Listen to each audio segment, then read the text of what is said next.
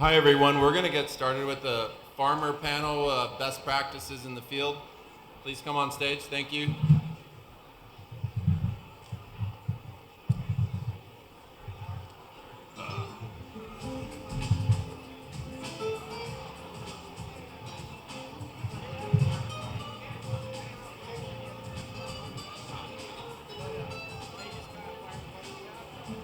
No, they didn't even hardly get any questions, so we're going to have to fill air.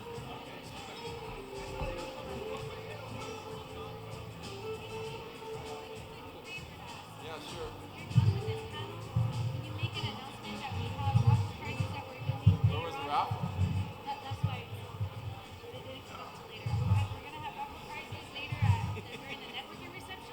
Okay.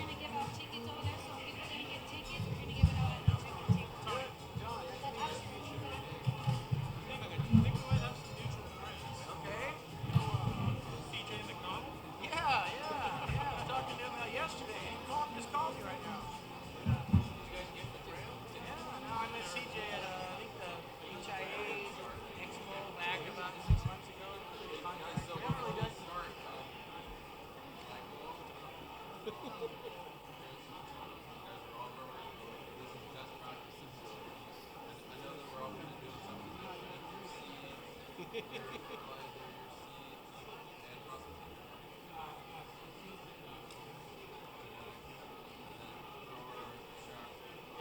Harvesting.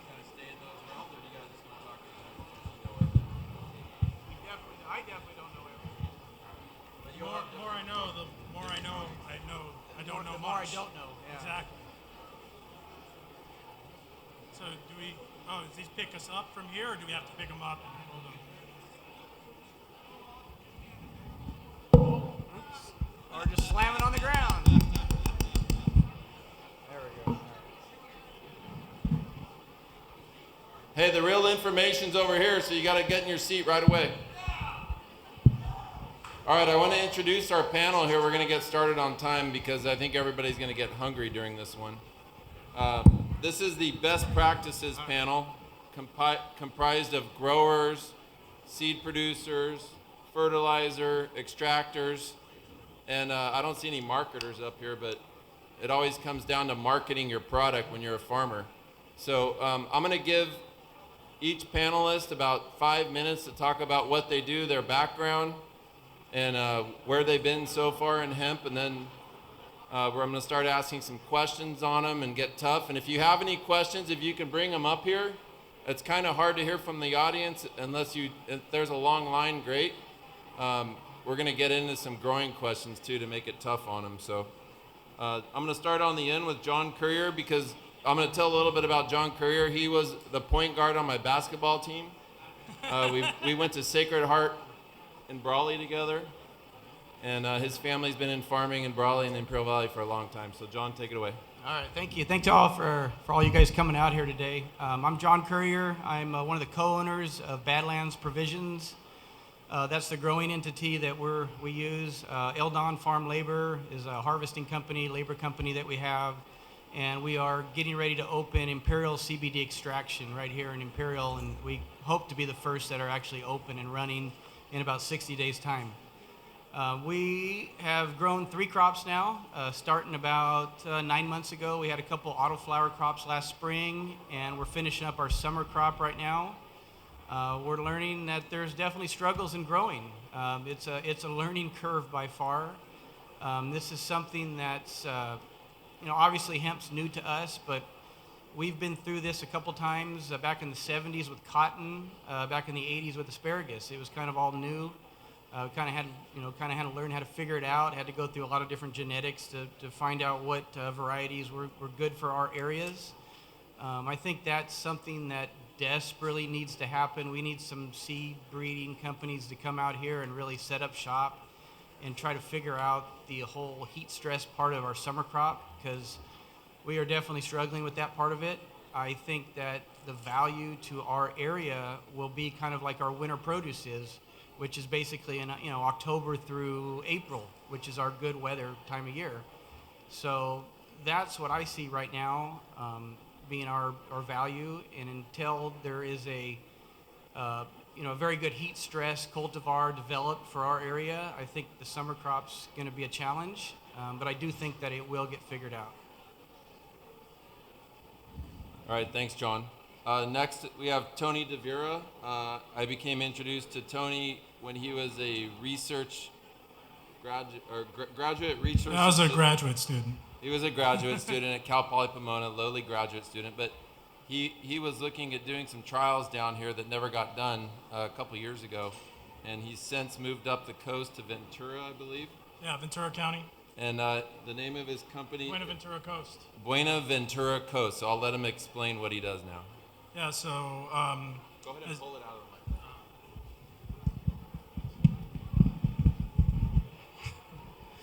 So as Steve said, I was a researcher at Cal Poly Pomona, and was trying to get research projects going back during the DEA era, and moved up to Ventura and done my third year of farming hemp thus far, focused primarily on seed production on a smaller scale, doing a lot of production in containers this year, 5-gallon pots, and most all of my experience has really been pushing the limits of how late you can go into planting in the fall.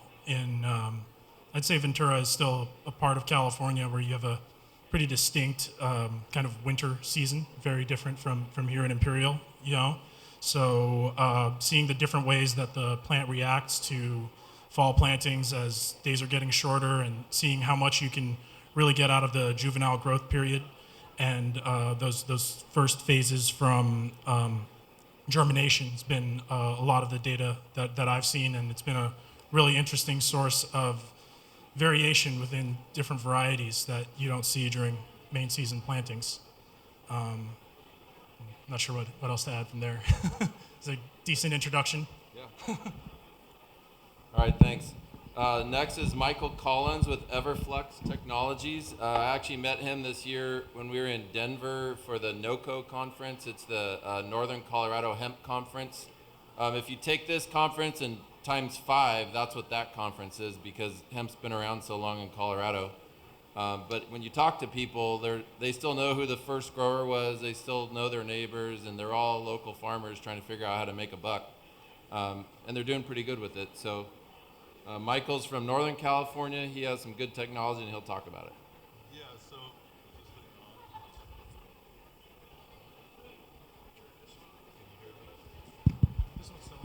hello? Oh yeah. Yeah, anyway, my business is called Bloomfield Farms, and we also had we grew about 200 different vegetable crops and strawberries and so on the coast of Petaluma, Sonoma County.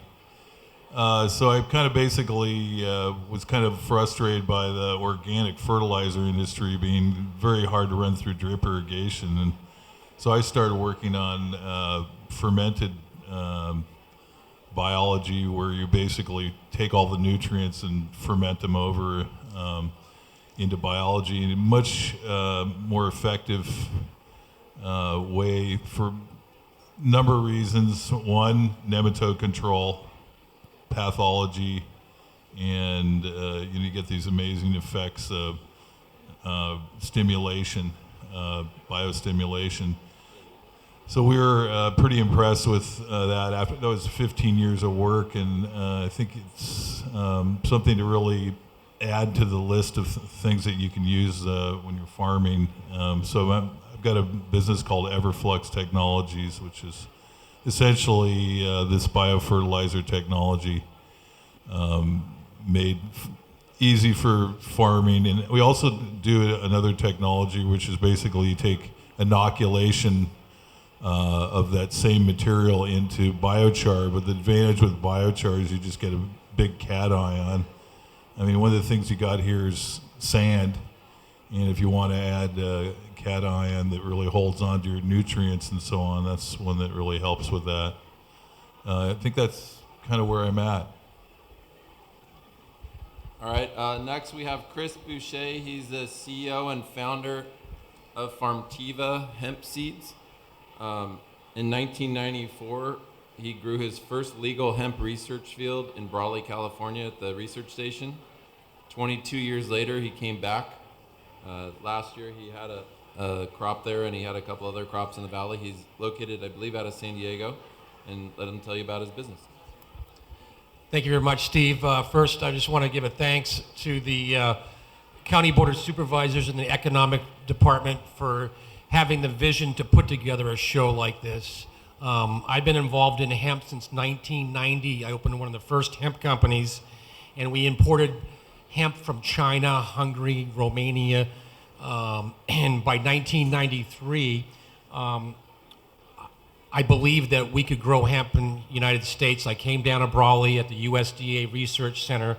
And I want to mention a man named Richard Kershaw, and he gave me the vision saying that the history here in Imperial Valley went back to like 1910, where the decorticator was invented, and this was a hemp growing region at one time.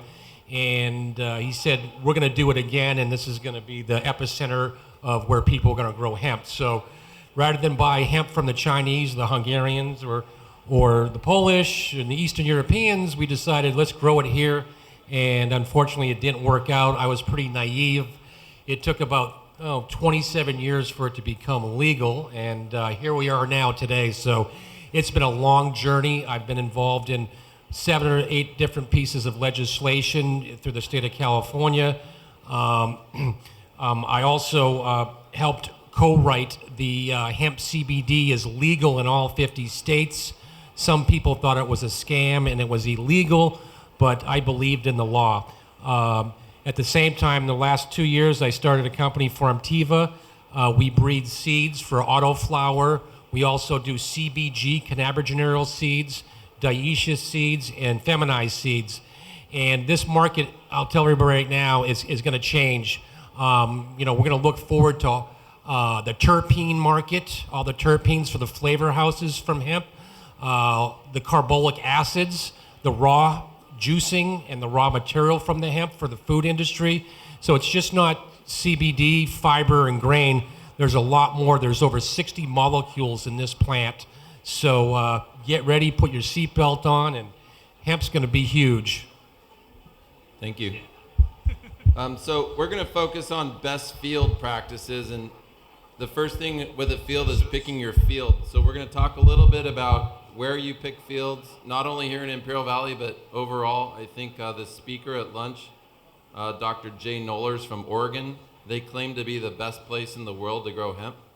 I don't know that that's true. It depends on what time of year, so I will qualify that answer. He talks about Imperial Valley being at the 33rd parallel. Oregon's at the 45th, latitude. Yeah, latitude. That's the best growing area. But he points directly here saying that we're a winter growing region and a fall, spring growing region. I guess what's the best kind of soil from your perspective for hemp? And does it depend on the time of year what soil you pick?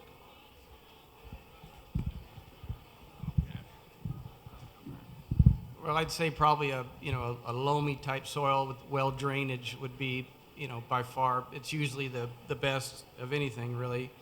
We're learning that hemp doesn't like to have wet feet. In the beginning, when it's early, when you first put it in the ground, you need to keep it wet. But I think we kind of all learned over the summer that we were probably overwatering, trying to get a little bit too wet, and it definitely set it back a little bit. So that was definitely part of the learning curve. But I think, just anything with well drainage is definitely what you want. You want to stay away from your clays that aren't going to drain as well. So yeah, and I've heard that people have struggled on very sandy type soils. So it's, obviously that does have the most drainage, but it doesn't seem to be the most optimum for hemp either. So.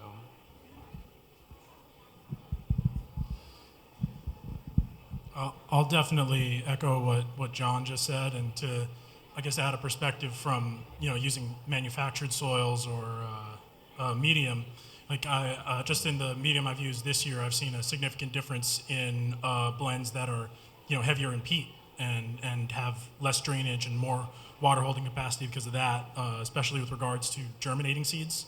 If you're direct seeding, they're going to be a lot more prone to damping off and other kinds of diseases in heavier mixes.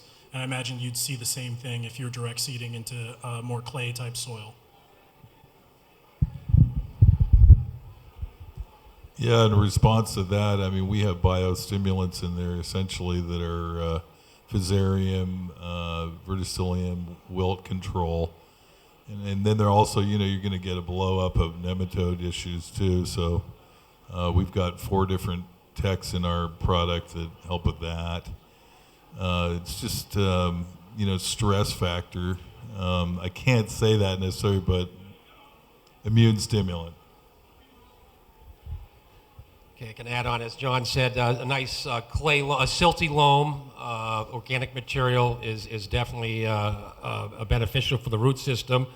One thing here in the valley, again, it's a regional climate here, and the summer definitely has some intense heat, and within the heat factor, once you go above 90, 95 degrees, you get into the hundreds, the molecular production of the molecules slows down. You have to remember when you're growing hemp CBD, you're not growing a nut, you're not growing a fiber, you're not growing a grain, you're growing a molecule.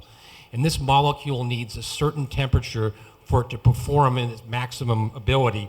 And you also need about a 30 to 40%, about 30 degree temperature drop at night, because during the daytime, there's not much molecular production. Most of the molecular production takes place at night when the temperature drops down. So we're probably going to see here in the fall and the winter where you're going to have your best conditions.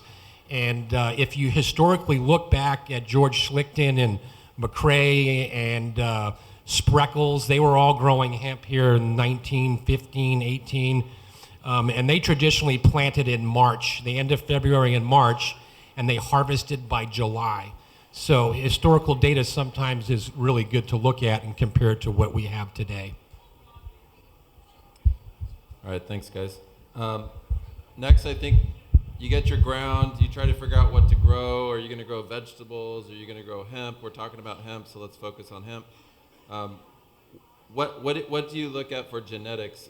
I know we're talking about CBD now, but guys here might, or women also, might be farmers looking at fiber, looking at grain. What are the 3 choices that you have essentially for that? And CBD doesn't have to be a D. I've heard it called CBX because you can be going after 100 different things that are the X. So. Yeah, well, right now everybody's going after the CBD because that seems to be the low-hanging fruit where the profitability is at. But in the future, once a fiber plant, decortication plant is built somewhere on the West Coast here, I think the fiber industry is really going to take off. I think it's going to be bigger than all of them in the end. I think that's going to kind of feed into the plastics industry, into the construction type of it, which is going to be huge. When they figure out how to, right now they have hempcrete, but you kind of need a specialized contractor that will do that on site, mix it on site. So it's difficult. Once they figure out how to put it in basically into a plasterboard, and you can go and buy it at Home Depot like that, I think it's really game on for that industry right there on the construction side. I know that in Europe, a lot of the car manufacturers, their door panels and dashes are made from a hemp plastic.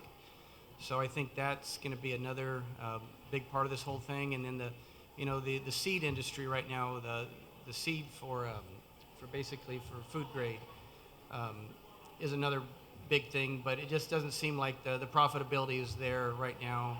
So everybody's just trying to go after the CBD part of it right now, it seems like.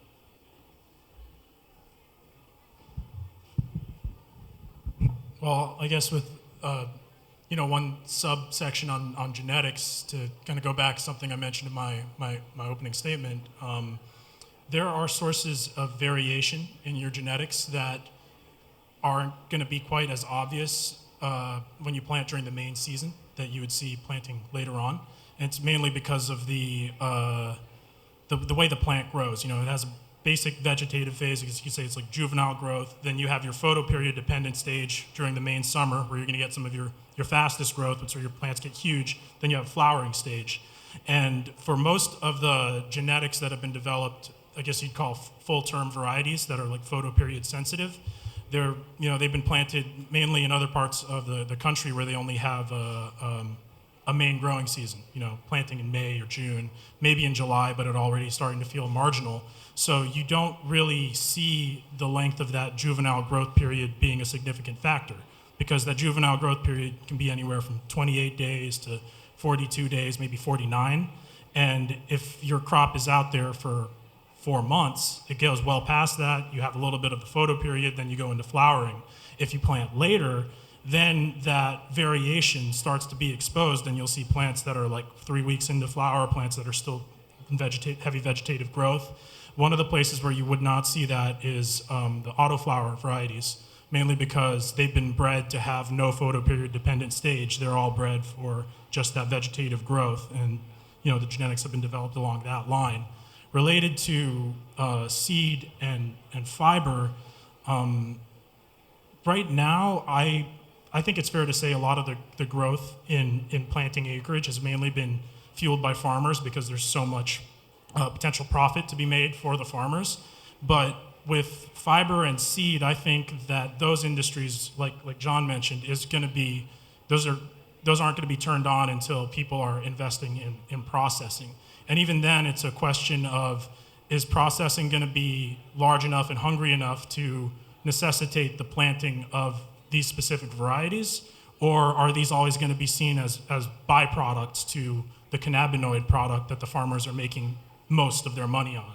So unless there's a fundamental shift in the economics of cannabinoids, or some massive bank puts in billions of dollars into building factories that can run thousands and thousands of acres, I see like fiber and grain even becoming byproducts to CBD production, and breeders finding ways to stack those traits, or it might just be like a byproduct of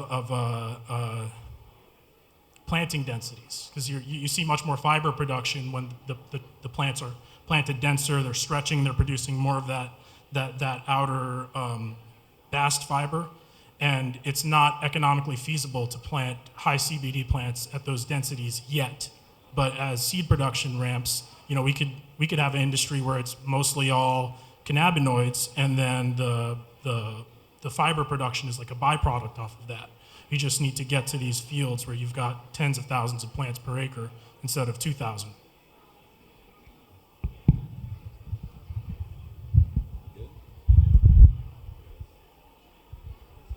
Yeah, I think the case here is that bioavailability, as your plant matures, it's important to have super high bioavailability. So what we have done is we've done that in the fertilizer plant and made it more bioavailable by making it into biology. Biology can be run through the drip irrigation, but often what we're seeing is if you can fuller apply right at the point where you're getting close to a flowering period, you can stimulate and set more even crop. We particularly noticed that in strawberries when you had a temperature change from 85 to 86. Once it went over that, we'd come back when the temperature dropped and we'd spray it, and it would just all be uniformly flowering. I think you'll find that effect, which is pretty much an auxin-based effect, will hit it, and I think you'll find it'll be part of the whole process. But also, nutrient uptake is incredibly fast in hot weather, and that's something that we've found really what we're doing. It definitely levels everything off. You don't get that yellowing and senescence effects. I mean, I've seen that a lot, especially in conventional cannabis, senescence. And when we put on our product, no more senescence, they're like, how can that be? Anyway. Great, Michael. In the realm of genetics and where this is going with commodities coming from the genetics, I'm always a couple years ahead of the curve, kind of really thinking ahead where the next step is going to be. And if we start looking at the market dynamics of this plant, the terpenes, I mentioned that before. Terpenes is going to be really important in the next couple years because your beer companies, your Corona, your Lagunitas, your sports drinks, your flavored drinks. If we look at the Europeans and what they're doing, a lot of times they're ahead in fashion, they're ahead in maybe design, and also in hemp because they've been growing hemp there for a lot longer than us.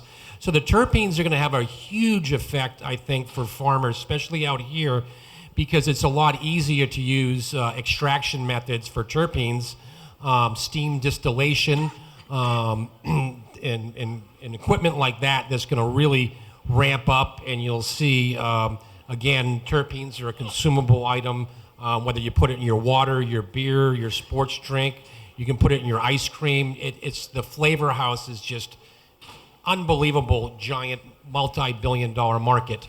And also flavonoids. You know, flavonoids are really important, and they come from the hemp plant. And at the same time, again, I could talk for hours on where this is going to go because there's so much more to this plant than just a one-day seminar. I mean, we're all learning. At the same time, I'm looking at the choices today. What are the choices today?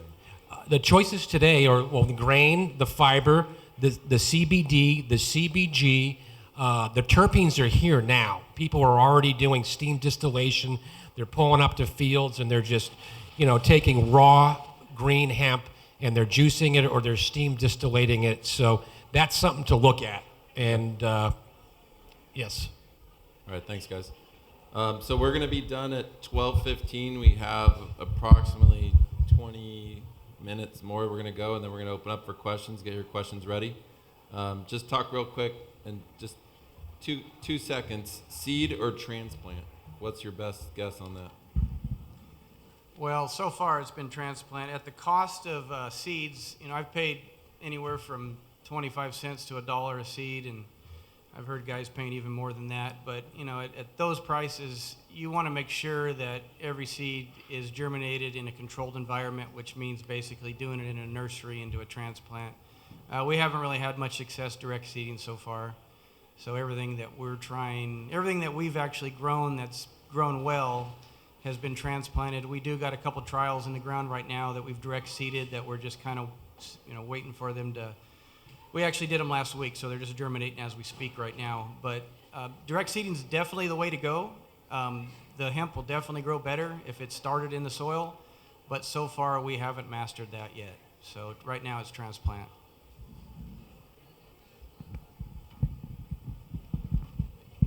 It's really difficult. Thus far, the best germination rate I've gotten direct seeding has been right around 90%, and then I'll lose like 10% of that to birds. Not sure if anyone here has had any experience with seeded hemp out in the field or like I guess a grain, but birds really, really, really like hemp seed. And a hemp seedling is basically a hemp seed with a little bit of water in it. So those first 5 to 10 days, if you've got birds, you're going to lose a lot of plants. And I've lost some. It's kind of sad. But once you're past that and the plants have their first true leaves coming up, the birds don't seem to want to eat it anymore. All right, thanks. 2 seconds. Yeah, I suggest fertigating right on the transplant, honestly, and it's probably the best route. Okay. I would say, neck and neck, depending on your climate and your soil. For seedlings, you want to make sure that your pH level is down in your water and also your soil, depending on your soil, or if you're using a drip line or a sprinkler system. So these are new things that are all coming to fruition now. All right, this is the time we do a public announcement. Are there any seed salesmen in the room? Please stand up. All right, are there any transplant guys in the room? Please stand up. Oh, all right, good. Go talk to them afterwards. So another question that's come up on transplants, and we've seen it, autoflower versus full term, and how many days in the greenhouse, what type of transplant. Can you speak a little bit about your experiences on that? Because I think it's different than standard vegetables. Yeah, absolutely. We learned the hard way on our first crop we grew last February. It was autoflower crop, and we learned the hard way that you need to get those out of the nursery like as soon as possible. 14 to 18 days would be optimum. The plants are pretty small at that age. They're tough to transplant because they're just so small, but if you leave them in there for 30 days, they'll probably start to flower on you in the nursery, which is a very, very bad thing, and we found that out firsthand, but we learned from that. We've had a couple more crops now we're doing that came out of the nursery at 14, 15 days, and they're they stayed in veg a lot longer. So yeah, quicker the better on the autoflowers. The full terms we're averaging about 30 days. Our local nurseries here in the valley kind of only accommodated one size plug, and we found out it's too small. We kind of knew it was too small going into it, but it was really our only option. Since then, we found other nurseries, and the local nurseries here, I think, are going to try to accommodate us in the near future. But part of the problem, this summer crop that we had, that the plug that we used was just too small, and a lot of the plants became root bound pretty soon after we put them in the ground. Yeah, I'll just add to what John said. I highly recommend getting the plants into the ground sooner rather than later, especially if they're autoflower. And a lot of these varieties that are either an autoflower or an F1 hybrid with an autoflower, or they're like called earlies or fast finishers, are very sensitive to flowering prematurely if they get root bound. So, another reason to get them in there, as well as you only have that 28-day or so window of vegetative growth with those plants. And the other thing I'll add is the technology you use for the transplanting can make a huge difference. Like one thing I've seen that makes it way easier to transplant these plants, especially if you're trying to get them out sooner and they haven't completely filled in the root, are things like the grow cocoon. It's like almost like a biodegradable kind of net pot in the cells. So instead of having to push the plant up, you can just pull that up and very neatly put it into the ground. Seen some nurseries using that, and it's been pretty successful. Yeah, we've seen in cannabis in Sonoma County that really fertigating every 10 days really gave them a huge improvement in their crop. It seemed to be flatten out all the issues that they've had. What we've seen is, as John mentioned, the cell trays. A lot of people in nurseries are using much smaller cell trays. I know in Colorado when we grew there we had almost tree plugs, long, 6-inch plugs that gave the root much more better time to grow, because the tap root on the hemp plant is sometimes bigger than the plant itself. And also fertigation is really key. Again, back to the watering program, what kind of water. Some people use RO and then they add their fertigation to that. But I think it's, again, another learning curve that we're going through right now. All right. So we got them we don't have them in the ground yet, but there was some talk on plastic. I'm not going to spend a lot of time on plastic, but thumbs up or thumbs down plastic? Kind of depends. If you're growing autoflower, I think the rationale is you're not going to be there very long and you can weed once and get in, get out. If you're going full term in the summer in a cooler climate, plastic works.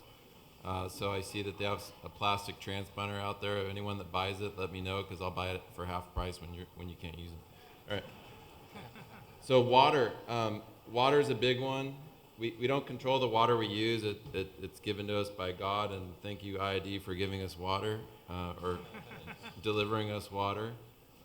We all got permits in different ways, and here in the Imperial Valley, we get flood via ditches. So is that the way to go, or how do you water these crops? Well, we learned that a typical farming practice, kind of running gravity flow, the water down the furrows, doesn't seem to work too well, at least for the summer crop. Seems to be kind of scalding the roots too hot. We tried it one time, and we noticed the field was wanting to die off pretty quick, so we ended up putting sprinklers back in the field and finished it out. Didn't have that problem so much in the spring when the weather wasn't hot. So I think that's kind of an issue that's a summertime thing. I definitely think starting with sprinklers and finishing with drip is the way to go. It seems to always be the best way to grow anything, but it does get kind of pricey with the drip system. But the summer crop, I think, if you're going to get plants that are 4 or 5 feet tall, which obviously we want that at least, that you're going to need to finish these crops out with drip, that a furrow irrigation is not going to be an option for your summer crops here. All my experience thus far has been with drip, and I approve. Not much to add but that. Well, my experience is if you're fertilizing and it clogs your drip irrigation, that's not fun. And we used to use a lot of things like fish emulsion and so on, and plug as an oil droplet right on the emitter. So that's why I just completely moved over to stuff that's completely in solution fertilizer, which is it's alive, which is kind of a unique process. But it seems to eat any platinization of salts that are in the line and take advantage of those for making more of them. Yeah, I would agree. A sprinkler, the first 3-4 weeks sprinkler, then you can switch over to drip line. I recommend double drip line. Actually, it depends on your soil. You want to test your soil to see if the water does the, I call it the carrot effect. It goes straight down, depending if you have a sandy loam. If it's more clay, you want the onion effect, and that way it gets both sides of the plant on both sides of the root. But yeah, starting out with sprinkler and then switching over to a double drip line. Now, if you're growing for fiber or grain, I think you'll be a lot better off with the flood irrigation, and again, depending on the time of year. All right. So we got the water, we got the seed in the ground or the transplant, and now we're growing it. Describe real quick the process of growing it. I'm just going to go to Tony here because he's probably grown as much as anyone, but what is the plant looking for when it's a baby until maturity? And just give me the steps. In terms of like What are the nutrients? What are the growth stages? You already mentioned it, so you can. Oh yeah, there's the juvenile growth phase, then the photoperiod sensitive phase, and that's where you might see some of your pre-flowering, your first indicators as to the sex of the plant. You want to go out there and see wings, not little balls, so that's ideal. And then initiate flowering once the photoperiod starts to get shorter, usually around August. Okay, so in that process, I'm going to go back to John here. What do you do with the males? Try to get them out, obviously. But I'll tell you what, we've learned that even if you send a crew 10 times through a field, you're still going to have them. So to me, I think in the end, it's going to need to be all feminized, or you're going to have problems. The males just cause issues with neighbors, with cross-pollination. And I know that one field, we went through it 10 times, and we still found seed in the crop. So it's pretty impossible, I think, to get them all. Yeah, so I think feminized seed's definitely the way to go, but at the cost of feminized seed right now, it's tough just to say that's the way to go. But until that happens, until the cost comes down, we're going to have to kind of try to do both. But I think in the end, really, the cost comes out about the same if you just buy feminized seed. The roguing costs add up so much that you're pretty much at that same price point when it's all said and done. All right, weeding is an issue. What herbicide do you use? Is it called the steel hoe? Yeah, exactly. It's called people. Okay, there is no herbicides for this crop, so if you're looking for a herbicide, good luck. All right, so we got the crop in the ground. We're growing it. We need fertilizers. Who do we call? Do we call? Can all the fertilizer people please stand up? All right, go talk to those guys when you're done, all right? So you didn't stand up here. So Michael, what's happening in the plant as far as fertilizer needs? Is it if I was just a straight NPK guy, am I going to get a good crop? You're in that corn range. I mean, honestly, in nutrient suck, basically. In our case, you said corn. Yeah, like a corn crop. Up with corn, yeah. I mean, honestly, if you're not getting it enough fertility, especially if you're going. Well, now of course, there's two different crops we're talking: high density versus low density CBD. So there, you're talking about probably you could over fertilize. I could see problems with that. So as you're moving into the flowering stage, that's why I've really encouraged biofertilizers because they level out all that problem. Even if you did have conventional fertilizer available, biofertilizers will level out the effect between juvenile to moving into flowering. Okay, any other talk on nutrients? John, what have you guys done? Is there one program that works? We've pretty much followed our broccoli program. We've tried a couple different things. We haven't found anything that's kind of a night and day works or doesn't work. Yeah, we're still trying to figure that out. I do think there's one field in the valley that's grown on some certified organic ground, and obviously they were using we believe compost they put on as a pre-plant. That field seems to be doing as good or better than anything in the valley. So maybe the organic type fertilizers, compost and chicken manure is the way to go. Maybe we're still trying to figure that out, but just that little example right there, we've noticed that the organic type fertilizer definitely responded to it probably better than the conventional stuff. Tony or Chris, do you have anything to input on fertilizers? Hemp likes nitrogen.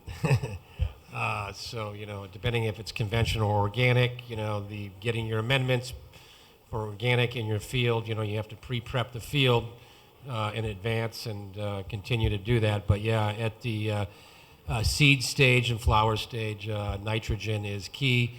Some people use 100 pounds per acre, some people use 200, 250, but definitely that's important for a successful crop.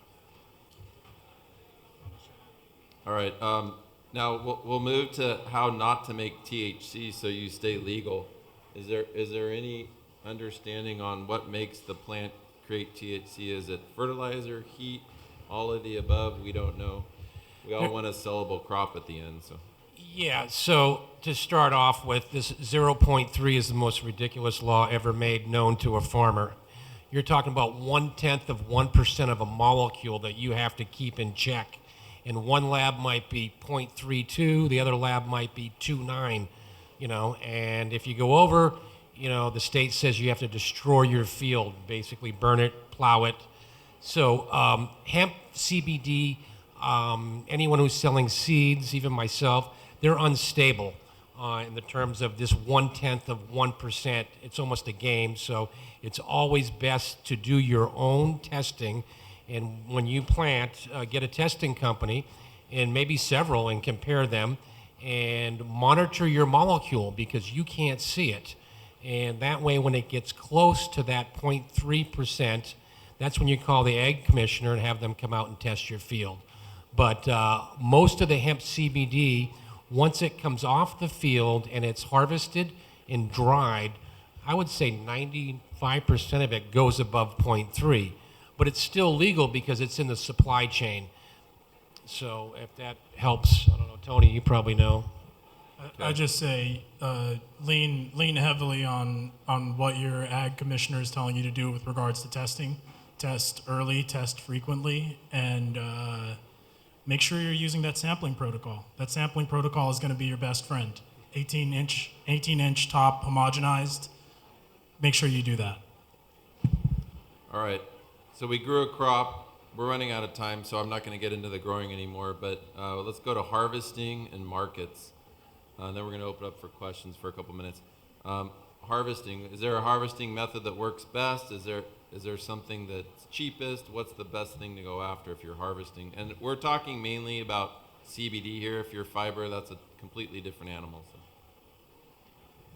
Well, we tried field drying already, and we feel that we lost a couple CBD percentage by doing that. So we shut that down pretty quick, and now we're kind of loading them in bins, taking them into our produce cooler, and drying them in the produce cooler, which seems to be working really well.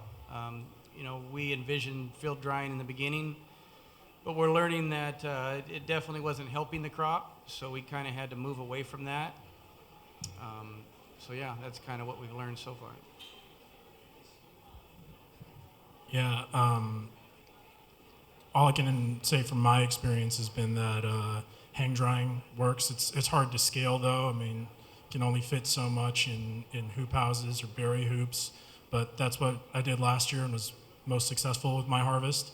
But we also did some wet combining of a lot of that crop. That did not work out quite as well. We lost quite a bit of CBD. Again, we'll go back to the molecule. You're growing a molecule, and this molecule is sticky, it's resinous, so the more you touch it with equipment, the more of this molecule you lose. It's kind of a boutique type novelty industry. Eventually, they'll have equipment that can harvest it, but we've seen with giant combines and different mechanical harvesting with the CBD, you can lose up to, 20%, 30%. Also, there's a new study out now that it's better to harvest like super early in the morning before the sun comes up, because that's when your highest molecular CBD content is on the plant. So from what we're understanding, you can lose maybe 10% if you harvest it in the middle of the day. And again, it's the technique. You can have the best genetics, the best fertigation, the best soil, but if you don't cut it, hang it, and dry it correctly, then the market value falls. And I think that it's happening in the East Coast when you see these hurricanes hit. Feel sorry for the farmers back east because they're not drying their hemp crop.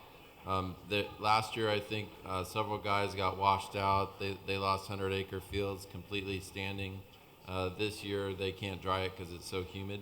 And I think that really speaks to why the West Coast is going to be such a great place to grow it, particularly here in Imperial Valley, because we have such dry weather, except for this week. So you have a crop. How do you process it? What do? You put it into a bin. There's different machines out there to process it. Do you hand shuck it? If you have 100 acres, that's a lot of work, and you have to get it different stages. Can you talk about those stages? Yeah, basically you want to get it dried down to 10 to 15%, and then we have a flower stripper that we run it through, and it basically strips off all the trim and flower off the plant. It kind of spits out the stalk. So that's, you just want to get it dried down. Slow cure is probably best. 3, 4, 5 days is it would be good. You just definitely don't want to do a super fast cure. That seems to definitely degrade the CBD. So as soon as you get down to 10-15%, run it through your flower stripper, and then you get it to the biomass level, and we put it into about 500-pound tote bags, and then we actually pelletize it for storability reasons. It definitely stores better. You have less issues with heating up and molding. It's just kind of a safer way to store it.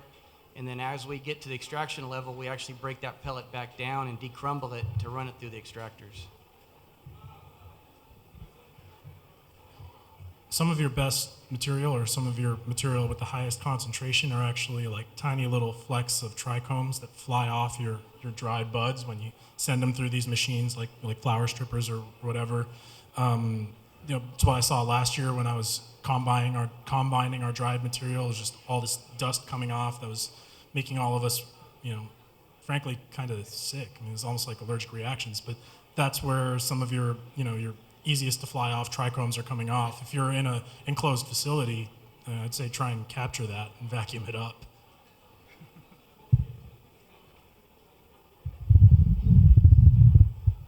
It seems interesting. What would happen if you got a rain on the crop?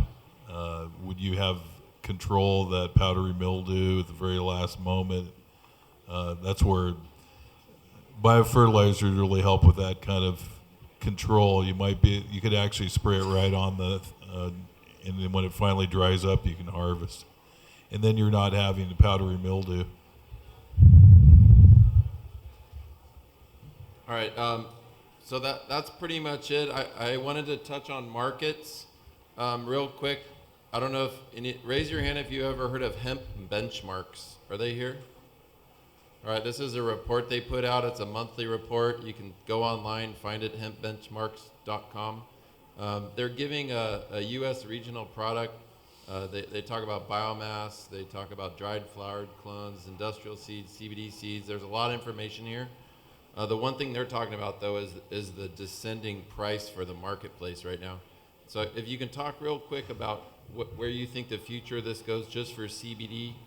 Where's the break-even point? Do you have a break-even point, or there's so much headroom on this that you're just going to keep growing it until you can't make money? Yeah, well, the break-even point, we really haven't figured that out yet. We're still trying to get to a really successful crop at this point. So yeah, we're still trying to figure all that out. I have seen prices drop. I think a lot of that is speculation. Right now, as Oregon and Colorado are getting ready to come off, I think a lot of the brokers out there buying it are trying to beat the market down. So right now, I think that it's kind of it's just kind of in limbo. I think it's going to be about 2 months till you get a true market out there. There's been some talk that when FDA puts out their regs, that isolate might get taken to the pharma level only. That's a rumor. So I think that's brought down some of the demand maybe for isolates. THC-free distillate seems to be the hot ticket right now. A lot of these manufacturers that are producing products, they want to stay away from THC-free. They want to go with THC-free. It's just a safer product. It's easier for labeling and all that kind of stuff. So that seems to be the hot market right now, is the THC-free. I'd say the same. There's a ton of headroom. It's hard to say where this is going to go. I guess the main thing that keeps me optimistic about some kind of price drop off or us like falling flat in a price floor is that most of the scientific literature out there seems to indicate that how people are consuming CBD right now is really, really far below significant effects. And a lot of people who are using CBD are using such small doses that there's more of almost like a placebo effect. And there's a lot of consumers out there that are going to start to discover that they should probably be taking 10, 20 times more. Let's hope that keeps going. Yeah, so the price points are definitely fluctuating depending on the season. Right now, there's tens of thousands of acres that are coming off in Kentucky, Colorado, Oregon. But at the end of the day, it's really the quality of your finished product. If you're making isolate, you actually don't have to dry it in the same process as full spectrum oil. To make full spectrum oil, that means when you cure your hemp, you want to make sure the terpenes are there and it smells really good. That way, when the oil is made, the terpenes get transferred into the oil, and any savvy buyer that's making a really high-quality CBD oil is going to buy the high-quality, dried, terpene-rich CBD flower. But then there's the real conventional, 1,000-acre combine harvest that they just grind it up with a hammer mill and send it into a giant isolate lab that's doing fractionalized distillation and chromatography. And so, the prices are up and down. They were at about $3.50, $4 per percent back in June. I've seen prices fall down to $2.50 to $2, and depending if they're 100,000 pound lots or 500,000 pound lots. So definitely the price is all over the board, but I think we still have a couple more years of good prices. All right, I'll just leave you with this. I was reading the Hemp Benchmarks report, and this year 480,000 acres was estimated in hemp production throughout the U.S. They're assuming 40 to 50% yields, but of that 480,000, that was licensed. They only assume half of that was planted, so drop to 200,000 and then take another half of that away with yields of 1,000 pounds. So that kind of gives you a generalization. There's a lot of hype. I know I over permitted my fields. I didn't plant what we were permitted. Also, I think that in Colorado there was 85,000. I'm just kind of reading through this, but they only had 49,000 planted. Here in the Imperial Valley, I believe the number permitted is in the 8,000 range, and planted was 1,500 acres. So that gives you a sense. Here in the Imperial Valley, we have 450 to 500,000 acres of viable farmland for hemp vegetable production. What would you say, John? 100,000? Yeah, 100,000, maybe 150,000, something like that. Yeah, so we can be a big player down here. I think it's important if you're looking for farmers to farm for you, or if you're a farmer looking to farm, everyone needs to get together and get a deal done. Best practices, I'll just leave you with this, that no one knows their best practices yet because it's so new. It's like going on your first date in high school. You didn't know what you were doing, right? Did you marry the girl you met in high school? Some people did, some people didn't. But I think we're going to learn every year we do this, and this will be a real thing for our region. And I just thank you for coming. I thank IVDC for putting this on. I thank the county for helping out, and everyone else that's involved. If there's any questions, please come up to us afterwards. I'm sorry we're going to have to break because we're on to the next speaker. Thank you. And thank you for my panelists. Last spring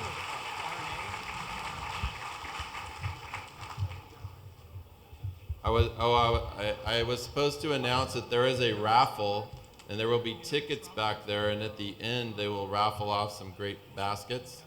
Also, I believe there's a lunch going on, and the lunch speaker is back in here. So go grab your lunch, get back in your seat, and it'll be great. Thanks.